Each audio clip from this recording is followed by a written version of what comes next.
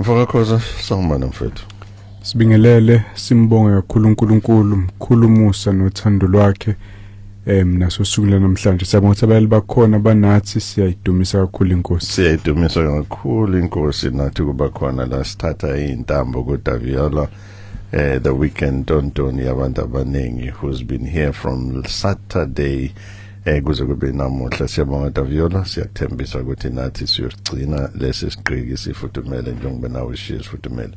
Mina nawe mlaleli womsakazo iVuma 103 nomthandi wohlelo iSound Doctrine Hub. Nginani koze kulamulelo na ihora lesikhombisa kwazise phela amaXhosa athi luchaba leqesha.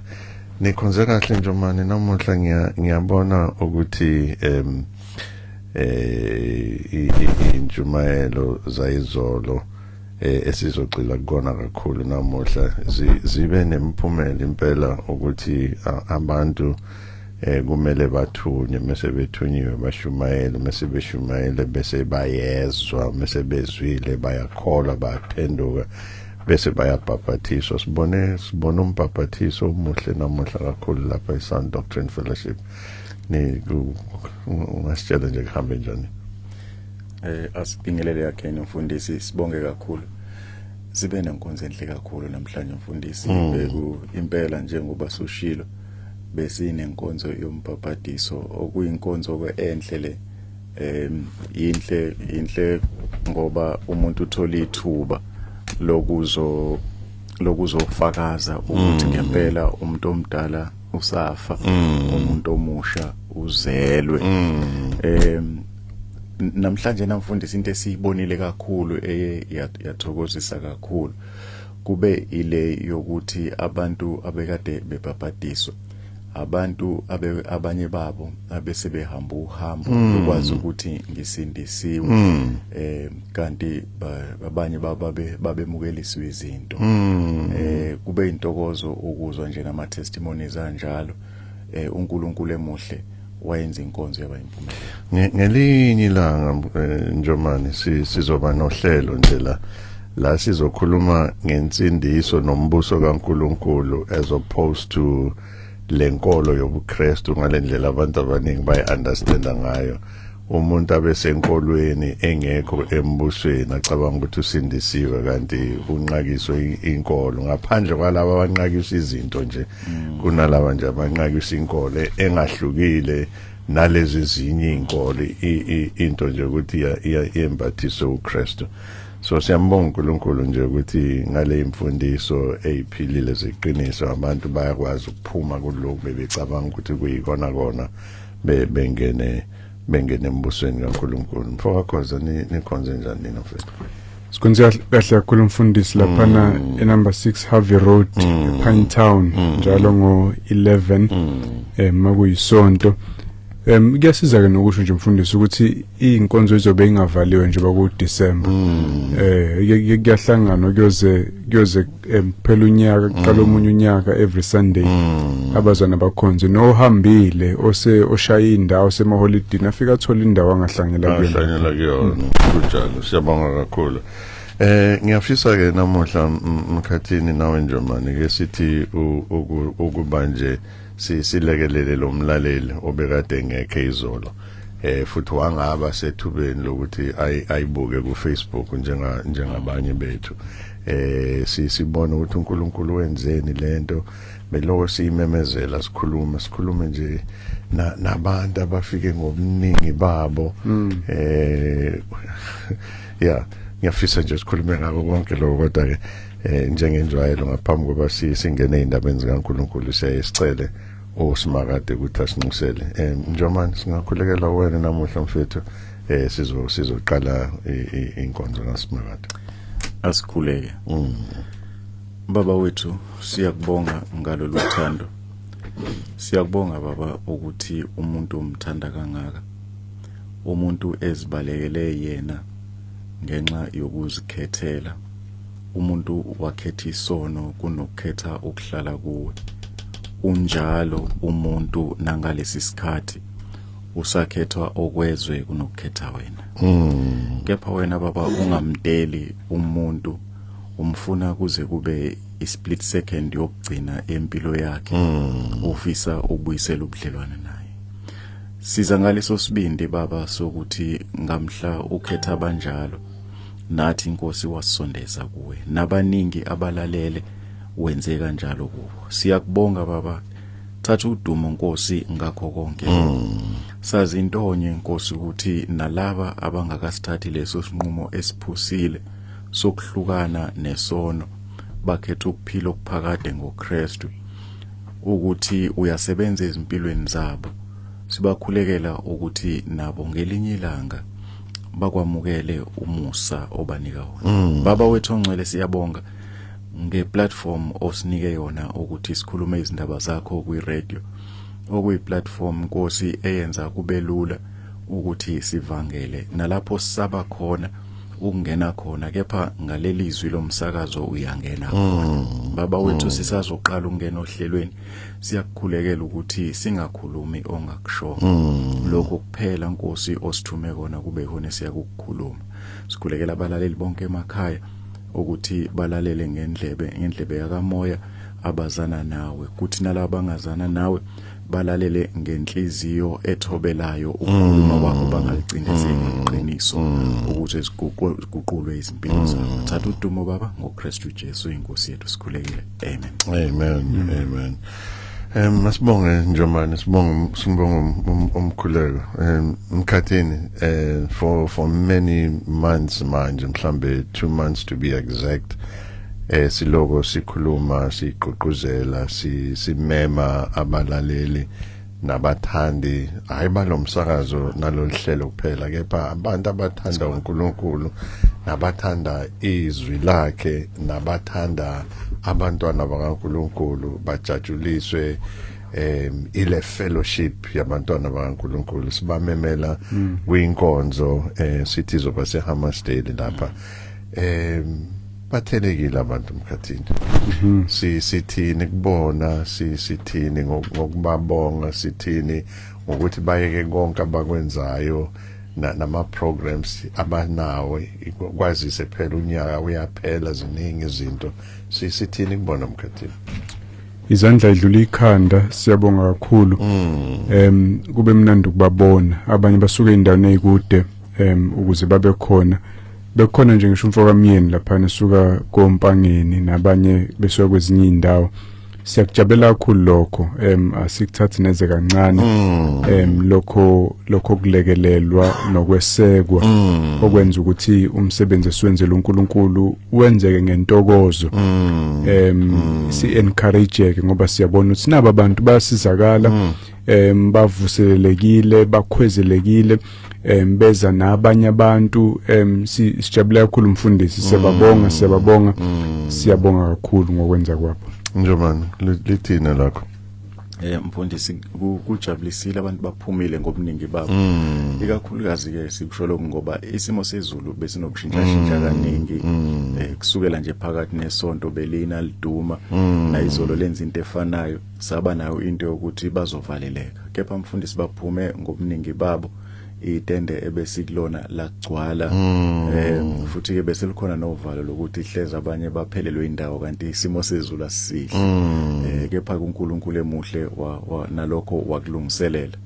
Kodwa nako ukuthokozise kakhulu mfundisi ukuthi sibe nabazalwana bebekade bekwi-conference eHammersdale ebesikhonza nabo namhlanje ebandleni, okuthe yize kade bekhona kwi-conference bavuka bazokhonza uma ubuka i-distance yaseHammersdale naseMontclair inkulu kakhulu.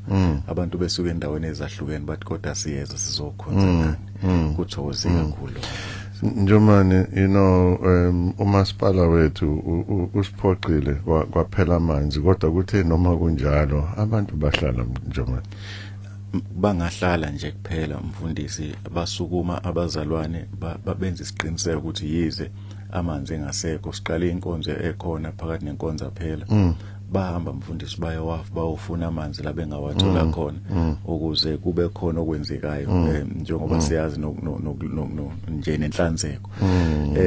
Bahlala mfundisi faithfully yaze yaphela inkonzo. Ngokujwayelekile kuye ukuthi mangabe singena kwi-session yesithathu yemibuzo nempendulo suke sekuyingcosana bahlale kwazi kwaphela ngithi ngiraise leyo Njomane because lento ikhombisa uthanda abantu abanalo for uNkulunkulu nezwi lakhe nokukhulisana nje ukuthi izimo zempilo noma zingathi ziyashintsha abantu abayilahli focus kuloko uNkulunkulu akubeka kutshala enhlizweni zabo emkhathini.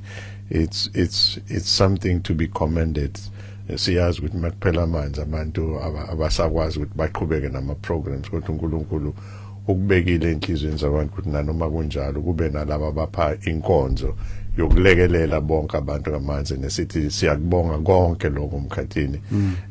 Uma singaqala nje sibonge kuzoba nalabo esibashiyayo and abazalwane mhlawumbe bacabanga ukuthi njengoba singakhokhisi izimali eziningi kunabazalwane uNkulunkulu akubeke inhlizweni zabo emkhathini ukuthi benze sure ukuthi le inkonzo ziyenzeka bathatha kuloko okuncane uNkulunkulu abaphe kona nezingane zabo nemindeni yabo lamatende njengoba babona imile akona amatende akhokhelwe ama-organizers abantu nje ordinary people uNkulunkulu yonke lo msebenzi esiwubonayo lokudla akusiyimali ezibuya kwi-organization ithizeni imnikelo yabantu nje ordinary people mkhathini ngicabanga ukuthi into ekumele siveze sikubonge kakhulu lokho. Yebo impela nabo-ke abantu kade befile izolo uma ngesikhathi somnikelo basinikelela ukuze sikwazi ukuvala lezo yikhala la kade ivuleke khona. Siyambonga kakhulu uNkulunkulu. Uyayibona into mayenziwe uNkulunkulu ayidingi ukuthi usebenzise ubuqili uthembisa abantu imangaliso bathembisa imisebenzi namabhizinisi ukucishwa kwezikweletu. Cha uyacela nje kahle ngokwedinge ikhona mwenze ngangamandla uNkulunkulu anikezwe bese kuyenzeka futhi.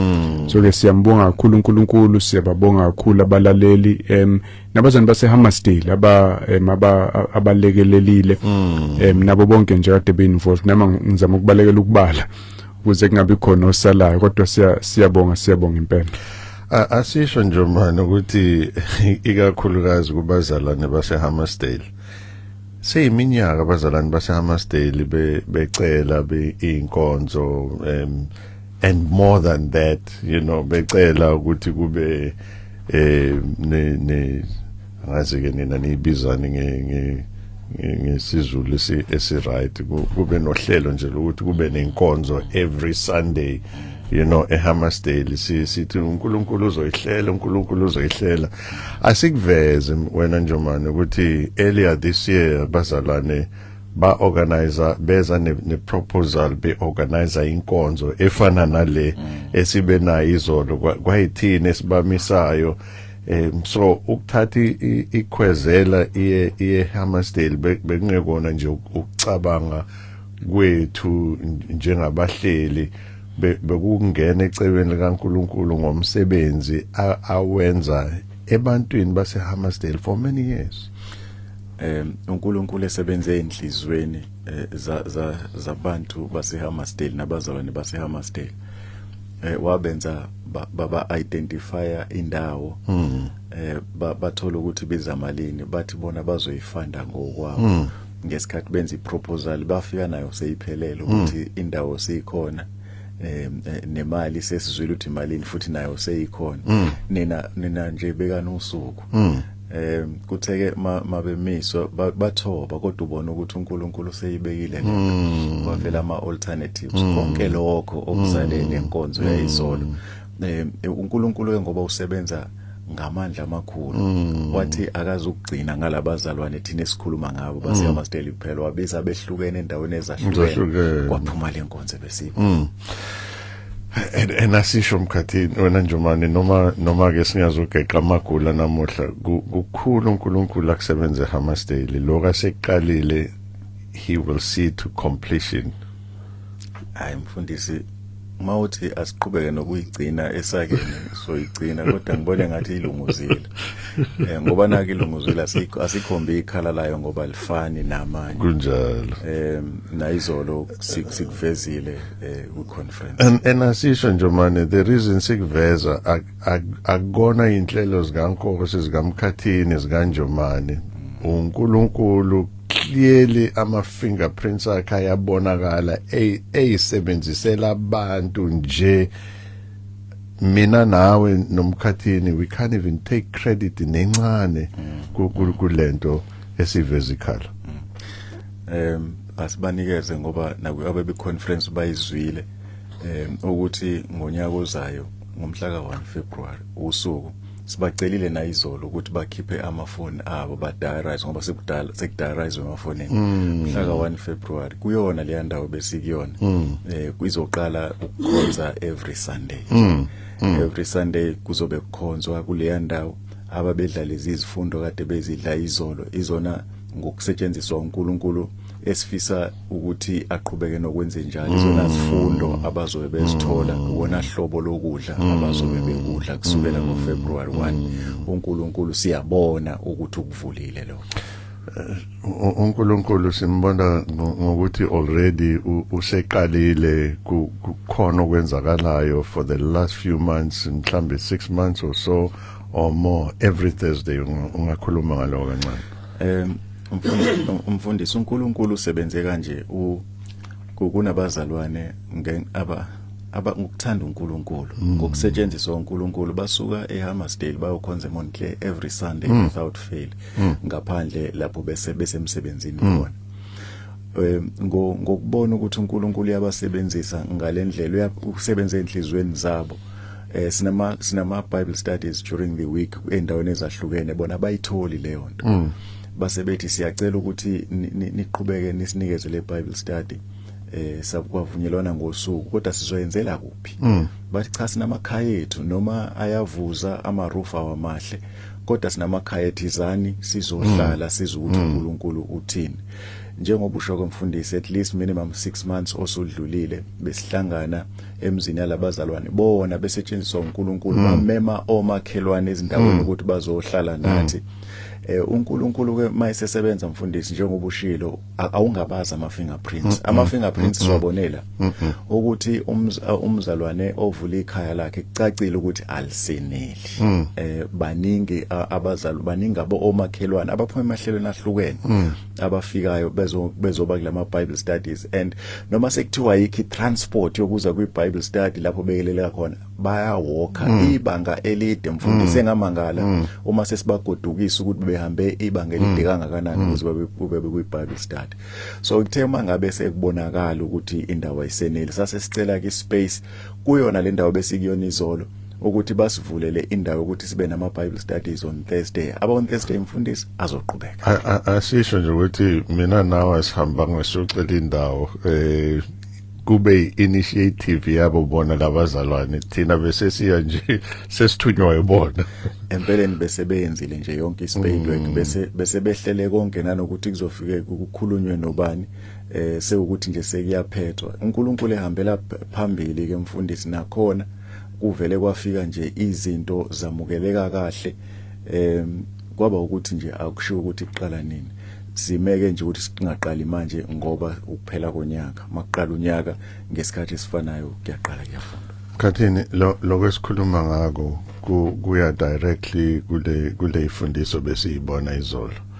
abazalwane bezwe ifundiso kuyivuma 103 the adult radio for the young at heart kuhlelo iSound Doctrine Hub balalela iminyaka bashiya indawo zabo neinkonzo eziningi izindlu zokukhonzela eziningi be driver behamba esuke eHammersdale baya eMontclair every weekend bengayizeli bodwa bamema initiate a Bible study as we've heard bavangela Mkhathini bavangela babiza umakhelwane kwase kuyagcwala bona base bahamba bayenza ama arrangement esikoleni sekufuneka indawo enkulu ithini lento Mkhathini mayelana nesifundiso sayizolo kuyinkomfa ngokubaluleka kokuvangela. Iyona lento ekhulunywa uPaul kuRomans 10 sike sakhuluma ngawo izolo uverse 11 umbhalo uthi bonke abakholwa kuye abayikujabhiswa ngokuba akukho mahluko phakathi komJuda nomGreki lokhu yena uyinkosi yabo bonke futhi ubacebele bonke abakhuleka kuye. Abantu abathembele kweyabo imisebenzi basazojabhiswa ngoba noma imisebenzi ba impressive kwabanye abantu bakubone ugqoke kahle umfaniswano wakho wesonto bakubona unikela imali bathi hey wazwa nomusa mawubhemi awuphuzi bakuncoma uhlonipheke emphakathini kodwa uyojabha phambi kaNkuluNkulu ngoba akazukwaneliseka imisebenzi emihle umuntu ayenzile kudingakala more than that. Asibambe lapha emkhathini la sibona uPaul wenza njengoJesu ukhuluma namaJuda abebekade besenkolweni yeJudaism ebikade igxile kumthetho kaMose lesibiza ngeOld Testament iyalemuva umpostoli Paul uthi kubona mabaphenduke enkolweni le abayazi kuyinkolo kaNkuluNkulu abayazi kuyinkolo ezobabonisa umdali wabo abayazi kumthetho kaMose umprofeti omkhulu abazali baya abazalelwe kuyona uIsrael uyisizwe esikhethekile sikaNkuluNkulu. Umpostoli Paul uthi mabaphenduke baphendukele kuJesu. Umpostoli Paul usho into bekade yenziwa uJesu uqokola kuJesu belwa nabefundisi beJudaism abaFarisi namaSedusi nabapriesti abekade benza izinkolo zemhlatshelo kaMose uthi kubona phendukani umbuso wezulu usondela. Ukhuluma nabantu kunendlela abakade bekholelwa kuNkulunkulu ngayo abayibambe bathi iyona uthi uKristu mabaphenduke babungene embusweni. Ngaphambi kwaKristu sibona uJohane umbhaphatisi esho nayo same thing kubantu abanezinto zabo abakholelwa kuzona abacabanga ukuthi izona ezibayisa kuNkulunkulu. uJohane uthi phendukani ngoba umbuso wezulu ususondele. Iyona lento esiyibonayo emkhathini. Abangayikujabhiswa ilaba bakholwa kuJesu kuphela hayi abantu abathembele kweyabo imisebenzi noma ingabe ukuzama ukugcina umthetho kaMose noma ukugcina imithetho yamabandla manje noma ukugcina amasiko okuthiwa wamadlozi abantu bakithi asebashona. Konke lokho kuyobajabhisa abantu ngelanga lokwehlulelwa. Abakholwa uJesu kuphela abayoyigqaja bathi senza kahle sakholwa uyena. Kuthi verse 12 ngokuba akukho mahluko phakathi komJuda nomGreki. AmaGreki ibona bonke abantu abangasiyo amaJuda sibalwa sonke la namaZulu namaXhosa abamnyama basentshonalanga bakuphi sonke singena la. Lokhu yena uyinkosi yabo bonke lo Jesu uyinkosi yazo zonke izizwe futhi ubacebele bonke abakhuleka kuye. Bayathanda abantu ukubuza ukuthi ningenaphi nina ngoba umJuda lo cha singena la ukuthi uyinkosi yabo bonke abantu uNkulunkulu umlethe emhlabeni ukuthi azoba umsindisi. Alikho elinye igama elinika ukuba abantu basindiswe ngalo ngaphandle kwaleli gama likaJesu. Uyena vele wasidala zonke izizwe ngakho kuhle futhi kufanele ukuthi asicebele sonke esikhuleka kuye. Athi verse 13 ngokuba bonke abakhuleka egameni lenkosi bayakusindiswa noma ngabe bavela kulophu uhlanga bonke abashwelezayo bathi shwele Nkosi sonile sixolele usindise kuthiwa na kanjani bayakusindiswa. Ngiyafisa umkhathina ngikubambe la because banengi abantu abasenkolweni yobuKristu bathi bekhuleka bathi bakhuleka egameni likaKristu yiko mabaqeda umkhuleko bathi sikonke lo sicela egameni lenkosi yethu Jesu Kristu bebekhuleka ngobe nabo bazibiza amaKristu. Lo verse 13 akakhulumi ngaloko ukukhuleka emkhathini asimlekelele ngobe inkolo yobuKristu ekwenza ukuthi ukubambe lokho but lento moyibamba wena uyithatha njengokukhuleka ungayithathi njengalento verse 13 ayisho. Uthini verse 13 ngalento yokukhuleka lapho? awusingisabeka kangcono bathi all those who call upon the name of the Lord. Ucall upon uchaza ukufuna usizo, uyabona ukuthi usenkingeni ufuna ukuhlengwa, ufuna ukulekelelwa, so you call upon the name of the Lord. Mfana abantu bemesangweni bememeza becela ukuvulelwa laba suke bekhona, bese yasitshela nokuthi uhlobo luni lokucela lolu hlobo luni lokukhuleka lolu. Uthi verse 14, kepha bayakhuleka kanjani kulowo abangakholwanga nguye na. Ukukhuleka lokho kusuka ekukholweni, kumele uqale ukholwe amaqiniso ngalo Jesu, umazi ukuthi uyinkosi lo Jesu, uyindodana kaNkulunkulu lo Jesu, wavuka ekufeni kade eqeda ukufela izoni. Ukhuluma ngalokho ko verse 9 no 10. So ke ukukhuleka okusuka ekukholweni kwenhliziyo. Athi bayakholwa kanjani kuye bengaziwanga ngaye na. Kumele baqale bezwe abantu ngalo Jesu bese beyakholwa uyena. Bayakuzwa kanjani kungekho shumelayo? Kumele kube khona ozoshumayela ngalo Jesu. Bese abantu beyezwa ngaye, bakholwa uyena bese beyakhuleka kuyena. Akusikho nje ukukhuleka noma okunjani, ukusebenzisa nje igama lika Jesu noma kanjani, kodwa kuzomela ukholwe amaqiniso eintshumayelo zangempela uNkulunkulu asuke bathumile abantu bayishumela njengoba esho ku verse 15. Bayakushumela kanjani uma bengathunywa na? uNkulunkulu uthuma abantu abanikeze amazwi nalizwi lakhe. iBhayibheli asibhalele lona, silishumayela ivangeli, silimemezela abantu balizwe bakholwe bese beyashweleza enkosini bacele ukusindiswa ngenxa yokukholwa intshumayelo abayizwile. Injali process yokusindiswa komuntu ukuze akwazi ukufeza lo verse 13, bonke abakhuleka egameni lenkosi bayasindiswa after bekholiwe kade bezwile kade kushunyayela uNkulunkulu ebathumile abantu. Asibheke lo verse 15 emkhathini. Lo verse 15 uthi bayakushumayela kanjani uma bengathunywanga. Na kufanele kube nalaba abathunywayo bese bayashumayela. Na umuntu angathi mina ngiyena umfundisi, angiphiwanga isiphiwo so kufundisa noma sekushumayela. Mina angithunyiwe, I'm not a missionary, futhi angikwelinye idolobha ngihlala la. Sikubona kanjani lokho in the practical sense? So number 1, kusho ukuthini, obani laba abashumayelayo, obani abanikezwe lento, obani laba abathunyiwe, number 1. But okwesibili, as an application in the practical sense, ngale example yabazalwane base Hammersdale, asebeqale bona beyenza yonke lento, bemema nabantu. How can we apply that as application? Okokuqala ukuthi obani laba mkhathini abathunywayo, abefundisa, abavangeli, amadikoni, abantu aba-occupy i-position ethile enkonzweni, obani? So ke yebo bakhona laba abayenza lento njengomsebenzi okuwona kuphela abawenzayo. Siyazi kusukela kubapostoli uJesu wabathuma abapostoli, kwakhona nabaprofeti ngaleza ikhathi babeshumayela, nabavangeli nabefundisi. So ikhona leyo group ongathi ama professional alento le. Kodwa futhi uyabona izwi likaNkulunkulu ukuthi wonke umuntu osindisiwe uthunyiwe. For example, kwabase Efesu 6 abazali bathunywe kwezabi ingane. Kuthiwa ingane labazali sithiwa abazali abayikhulisa ingane ngokuyiyala endleleni kaNkulunkulu ukuze isindiswe. Ogogo bathunyiwe, uyambona uLouis ugogo kaTimothy ukuthi uyena owafundisa uTimothy ivangeli. Abantu besifazana abashadile kuthiwa bazama ukuzuza amadoda abo, 1 Peter chapter 3, even noma bengawafundekeli ngamazwi amaningi kodwa nje ngendlela abaphila ngayo bazama ukwazuza.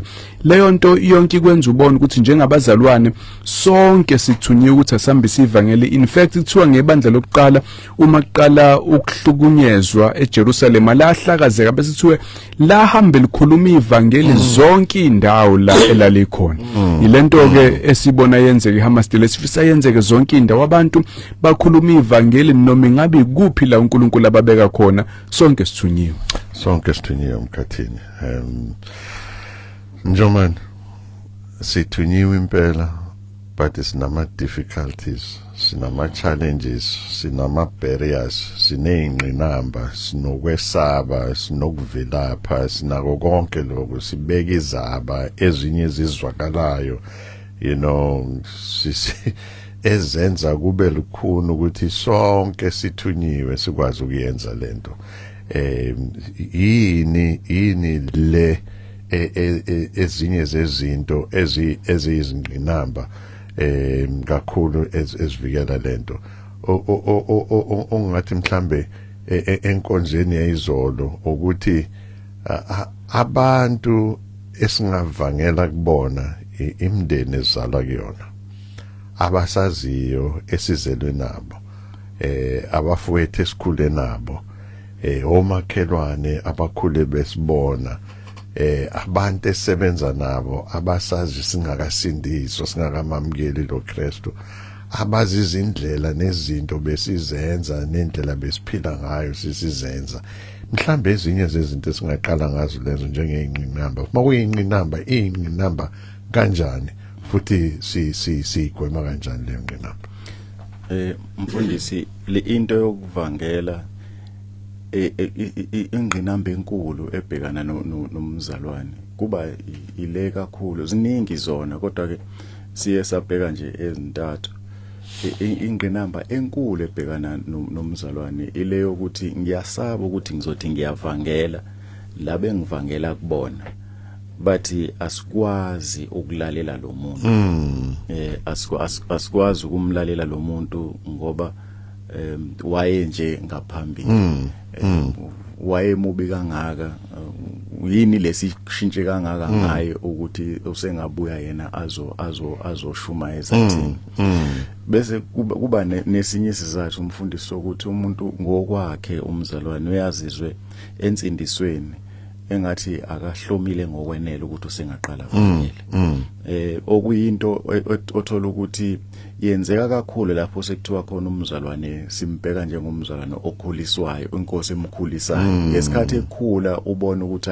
iyanda lento yokusaba ukuvangela ngoba uzizwa engahlomile isizathu esithathu siyesasibheka mfundisi isonake lesokuthi izwe nezwe lilawulwa uhulumeni imithetho kahulumeni iyenze kwesinye isikhathi sizwe sibophekile ukuthi sivangele ngokukhuleka ngoba ngesikhathi ngithi ngiyavangela kuzodinga ukuthi ke ngingene ngichaze ngijule ngalelizwe engikhuluma ngalo ebese ukuchaza kwami kwesinye isikhathi ngesikhathi lihlulela lo muntu izwi lona ngokwalo lihlulela umuntu yena azibone ehlulelwe yimi bese ngidala ubutha phakathi kwami nohulumeni izona izathu ezinkulu ezenza ukuthi abazalwane bagcine bengavangeli angenze example ngami emkhathi wena Njomani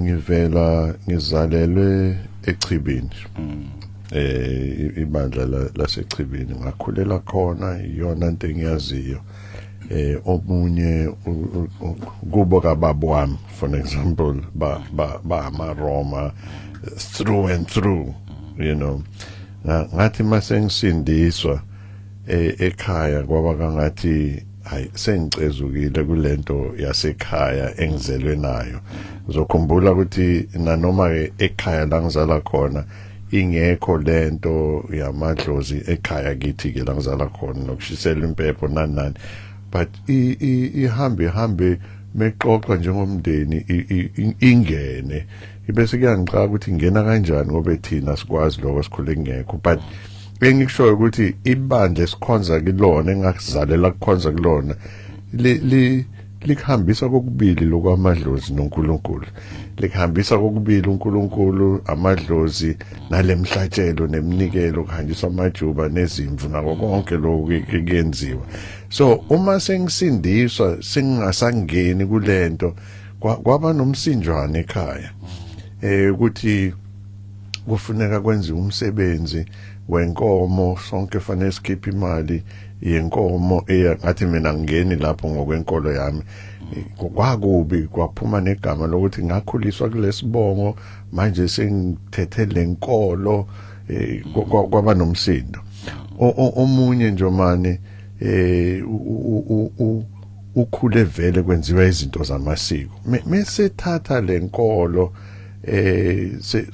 sobukeka njengomdayisi kwenzakalani kubantu abafana nami nalo mzalwane loyo mase kufanele siyovangela ekhaya phela kuthiwa charity begins at home uqala njani ekhaya ukuvangela ekhaya njengomdayisi usukhipha abantu entweni yasekhaya bafaka kwenye into yabelungu asikuvume mfundisi ukuthi akulula kakhulu uma usuke uzalwa kulowo muzi ngaba ukuthi usewumntwana noma sewukhulile ngoba njengoba usushilo bakuthatha njengomdayisi futhi ke ulahle okwakini ulahle okukhulu okhuliswe ngakho kodwa ke lokho mfundisi uma kusehlela asikukhumbule thina ukuthi akuqali ngathi inkosi yasho ukuthi leli ivangeli lizofika lihlukanise uyise nendodana unina nendodakazi washo ukuthi umakoti noma mezala bazohlukana ngenxa yaleli ivangeli okungukuthi nizongavumelani ngenxa yevangeli lamukelayo uzoma kwiposition yevangeli lakho bangakwamukela ekhaya ibiyimbi ke lento mfundisi ngalesikhathi ukuthi ubuthi uma ngabe ushiyo kwakini kuze kwenziwe ngisho iceremony yokungcwaba wena ukuthi njengoba sewuphuma kokwale ekhaya usufile as far as thina si concerned wena kade wafa kumenyezelwe kubizwe noma kufike nomakhelwane bazolelisa umndeni wakho oshonelwe nguwe ngoba ushinto yasekhaya so ke ithi lento asiqonde ukuthi thina si rejectwa nje umfundisi kuthiwa ulahle kwasekhaya kodwa basasibiza ngezingane zala ekhaya basasibiza ngamadodana namadodakazi umpostoli Paul uthi ke uma nihlangana nalezo zinto thina asingakiyeke ukusondela kubakubona sibakhombisa uthando laba asibamithe asifike kwispace sabo sokukholwa kwabo noma sokukholwa kwabo lokho abakukholwayo bona ebese sithi masifika kubona sithathe leyo nto abayikholwayo ukuthi impela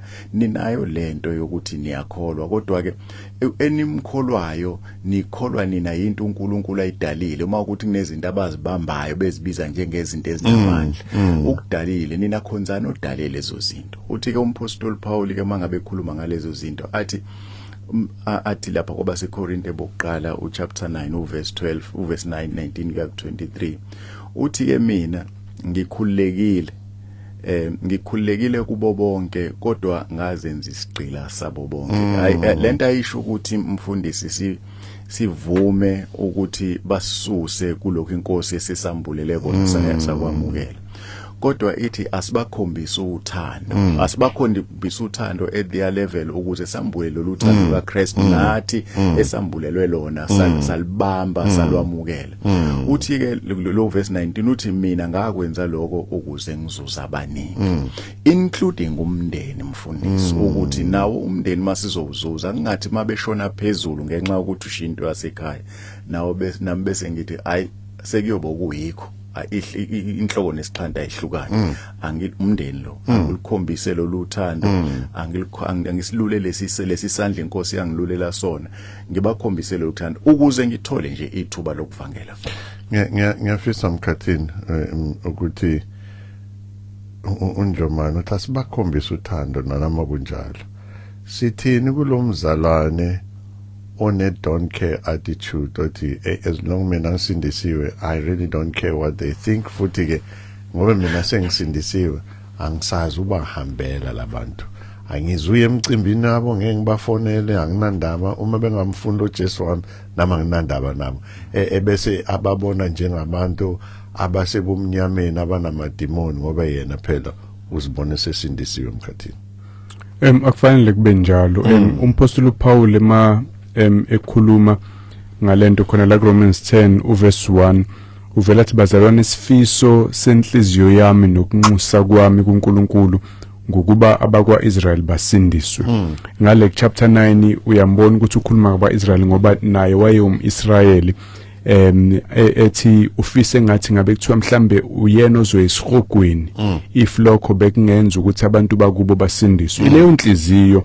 umuntu osindiswe ufanele benayo akulangazelele kujuleni kwenhliziyo yakho ukubona abantwana bakhe umndeni wakhe izihlobo zakhe omakhelwane abantu nje basemphakathini iningizimu Afrika abantu bakithi sifike silangazela ukubabona besindiswa ngendlela ukuthi size sinxuse uNkulunkulu sibancengele sibakhulekele ukuthi basindiswe kufanele sekufise lokho mfundisi ukwedlula ukufisa kwethu ukuthi baphumelele ngakwezezimali ukwedlula ukufisa kwethu ukuthi baphile kahle emzimbeni bangaguli.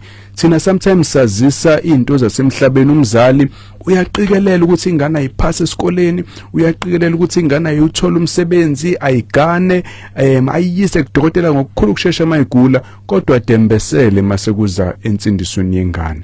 Simele ngabe silangazela lokho ukwedlula konke ngoba kuzobasiza ngani abantu bakithi ukuzuza izwe lonke bese belahlekelwa imphefumulo yabo.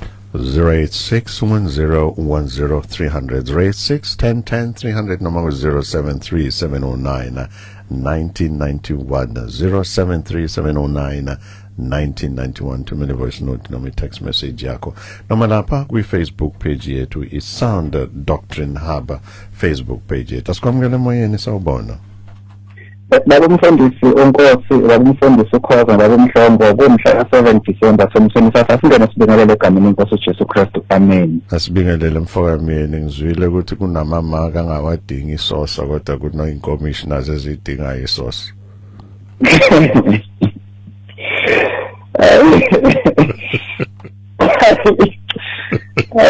Avele yaphela amandla kodwa kusasa.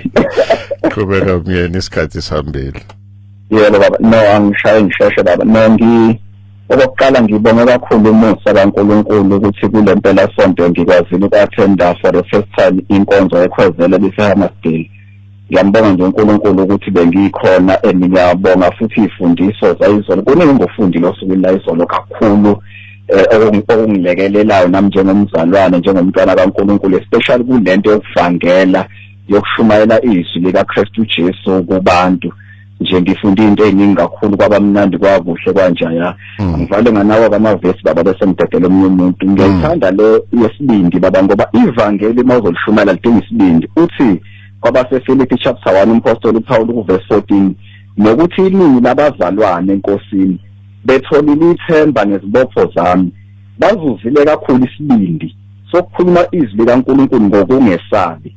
Bese kwabaseFilipi chapter 6 verse 19 futhi ninginxusele nami ukuba ngiphiwe izwi nxa ngivula umlomo wami. Baba umfundisi ngicela ukuliphinda leli.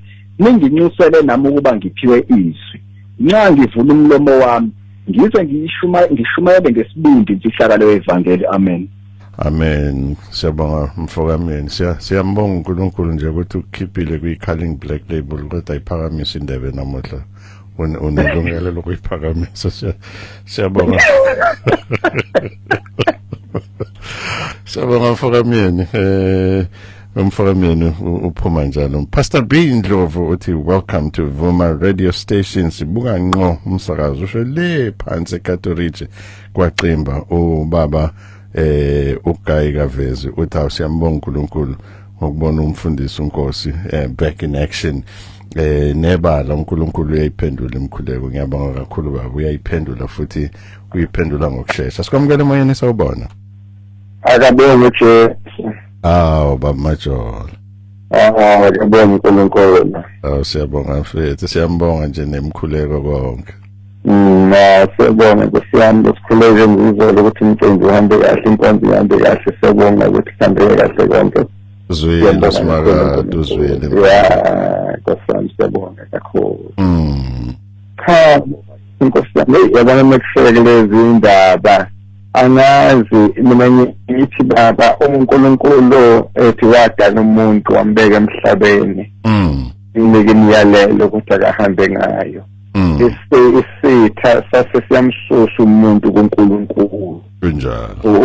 Ngokukhuluma izinto ezohlukanisa umuntu noNkulunkulu. Uma uNkulunkulu esenza umusa baba ngoJesu ukuthi abantu babuyele kuNkulunkulu. Kodwa ngenkathi ukukhuluma umuntu ongalwa elele ukuthi umuntu uye kuNkulunkulu. Umuntu uthatha isinqumo sokubuyela endaweni yakhe kwi-position yakhe. Ngiyabona baba amasiko empilo abantu kodwa sikhuluma ngesiko empilo likaNkulunkulu. Yini into uNkulunkulu ayilindele kumuntu? Ufuna ukumbona umuntu enzani. Umuntu efumana umusa ke uNkulunkulu njengoba desho ubaba uNjomani ukuthi mesifika uNkulunkulu siyahlukanisa izinto kufike yena umnikazi wezinto zonke umnikazi wethu ukuphila kwethu angicabanga ukuthi khona umuntu angalo lelo ukuthi umuntu uyeleni kuNkulunkulu unikeleleni impilo yakhe uNkulunkulu umkhonzelana uNkulunkulu hayi mina ngiyayithandazela ukuthi lento kwabantu bavuleka amehlo angazi bomnandi bakhonza uNkulunkulu ukuthi bomnandi kangakanani injabulo nenjabulo nokuthula nje baba ngingabikho ukuxokozela yabona lento ukuthi izinto mesikubhedela uhambe uye kubantu yobuza kubantu bakushele zonke inishinisho lezikhanda kodwa mbona inkinga uNkulunkulu lapheleze inkinga obhekene nazo ngiyabonga kakhulu Nkosi yami uNkulunkulu esiqinelene nesemthanda kakhulu uNkulunkulu asibusisele nemndeni yenu niphile nakula maholiday nje kube mnandi konke egameni lika Jesu. Ngiyabonga kakhulu nawe yenza njalo njengoba majola ngiyayibona incingo lapho 0861010300 asikwamukele emoyeni sawubona. Amen bamfundisi Musa. Iphilile Nkosi yami sikhuluma nobani kuphi? Sikhuluma noMzobe eMkhoma. Baba? Umzobe eMkhoma. Baba Umzobe niyaphila baba? Siyaphila Nkosi yami. Uthini usimakade ngawe namhlanje?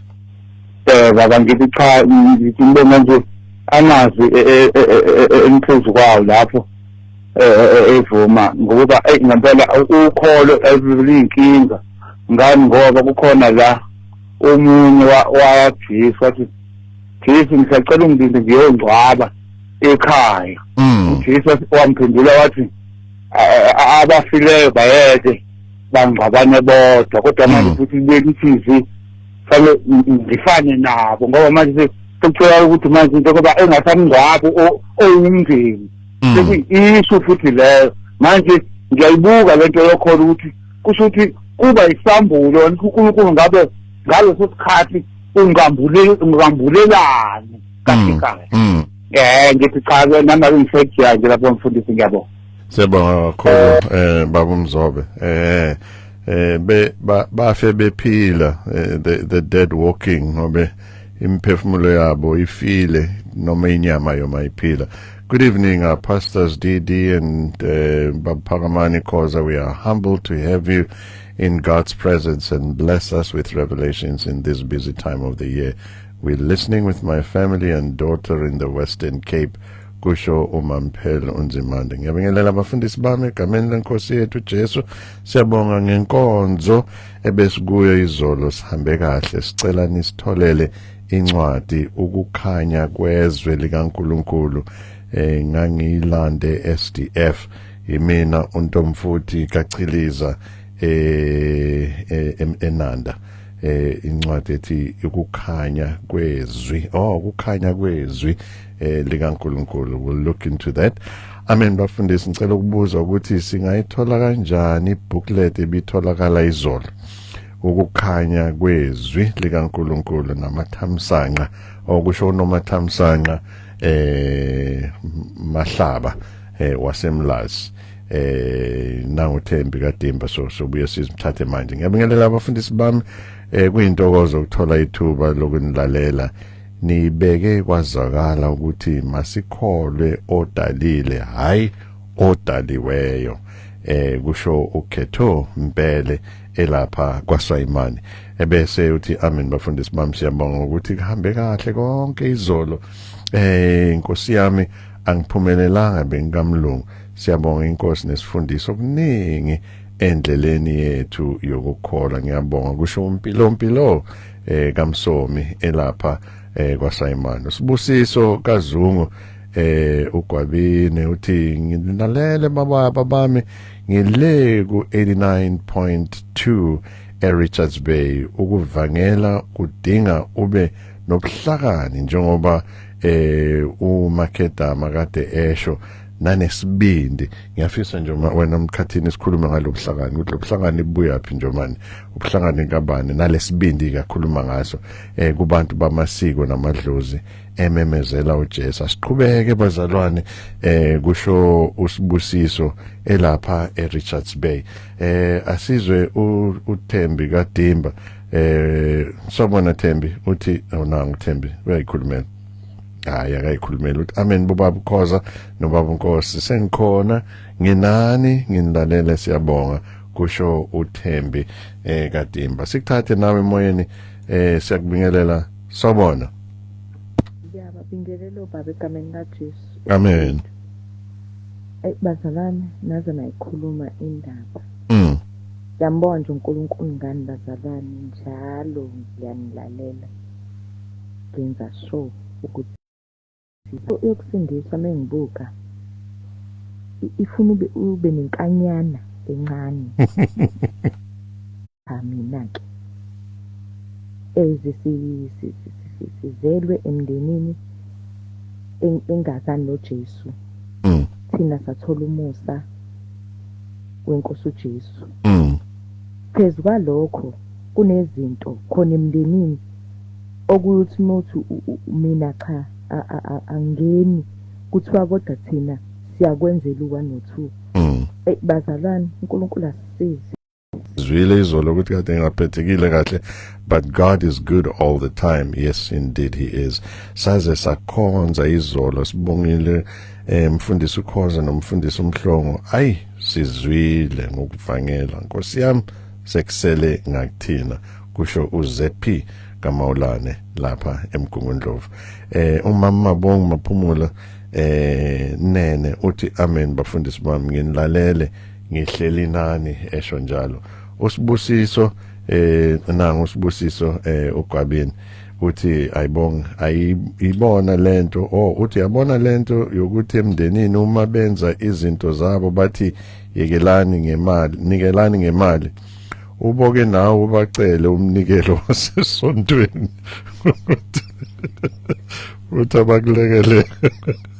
utabakulekelela uzobezwa akusho mina bazalwane kusho umfokazulu lapho uGwabeni mkhathini lesibindi sibuyaphi isibindi sibuye enkosini uke washo umfundisi umhlongo izolo eShumayela ngoba seKolose chapter 2 verse 3 makhulunywa ngoKristu kuthiwa okufihlwe kuye wonke amagugu okuhlakanipha nokwazi. Umuntu akasindiswa ukuhlakanipha nobuchule namazwi amahle omuntu, usindiswa amazwi kaKristu. Wathi kubafundi bakhe bangesabi ukuthi bayokhuluma bathini uma sebephambi kwabantu ngoba bayonikwa ngaso leso sikhathi ukuthi bakhulume bathini. So ke uyasinikeza amandla uMoya Engcwele. uJesu uchaza lokho ma ethi abalinde eJerusalema ukuze bagcwaliswe ngamandla mhla uMoya Engcwele sefikile. Nathi senawo lo moya kaNkuluNkulu owenza sibe nesibindi sokushumayela ivangeli. Sometimes noma kunengozi wazi ukuthi bazomelana nawe abantu ungasulimala nokulimala kodwa ube nesibindi sokushumayela ivangeli. Uma uncike enkosini ima nawe mase uyenza intando yayo. Uthi umbongeni kangubani umbovu uthi ngibingelele bafundisi God is great all the time ebese ethi Hammersdale nawe awumncinyane. Amen. Impela Hammersdale ayimncinyane Njomani.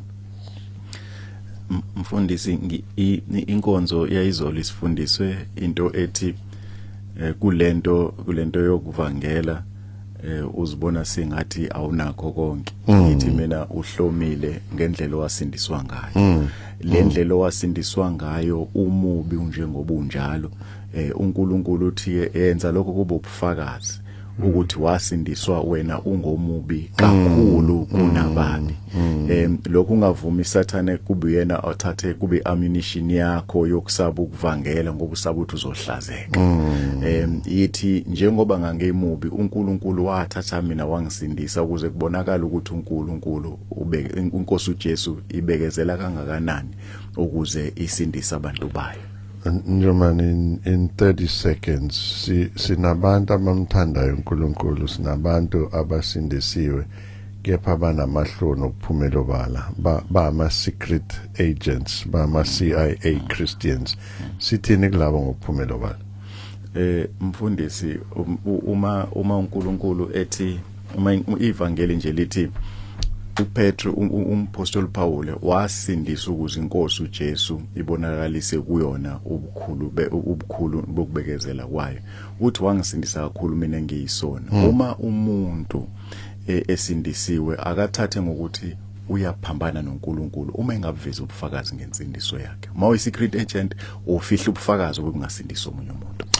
Mina nomkhathini noNjomane sithi sekufike leso sikhathi ukuthi asibonge ukuhlala nani kusuka ngehora lesithupha ukuze kube manje. uNkulunkulu akanibusise kiko konke ukuhlala kwethu nokuphawula kwenu. Siyazi ke nibaningi ningaphawulile kepha nibaningi enilalele nivumelana nathi. Siyazi isikhathi kusona singanivumelanga ukuthi sikwazi ukuthatha ingcingo zenu noma ukufunda ku-voice note noma kwi-WhatsApp page yethu. Kepha uNkulunkulu akanibusisa. Sinishiya nodwa ke sinishiya nalamazwi sihlale sinishiya nawo njalo. Funda belu ukuyifundela iBhayibheli. Ngokwenze njalo awusona students kaNkosi sikamkhathini noma sikanjomane kepha sikamoya ingcwele uqobo lakhe. uNkulunkulu akakubusise. Sibonane nawe ngesonto zayo. The Sound Doctrine Hub program